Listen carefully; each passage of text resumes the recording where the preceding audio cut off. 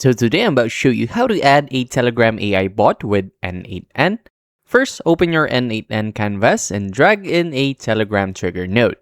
Connect your bot feather, HTTP API token credentials, and set the trigger event parameter to listen for incoming messages. Next, drop a advanced AI agent node right after that trigger.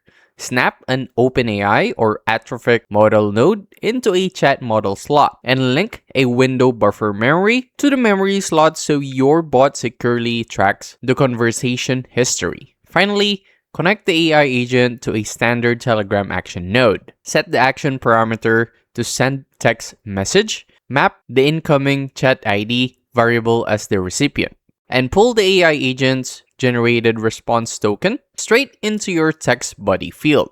Pro tip, make your bot multimodal by adding a switch node right after your initial Telegram trigger. And that's it. That's how to add a Telegram AI bot with N8N. If this helped you out, make sure to like, subscribe for more quick tutorials like this, and comment down below what other topics you want me to break down next. I'll see you on the next one.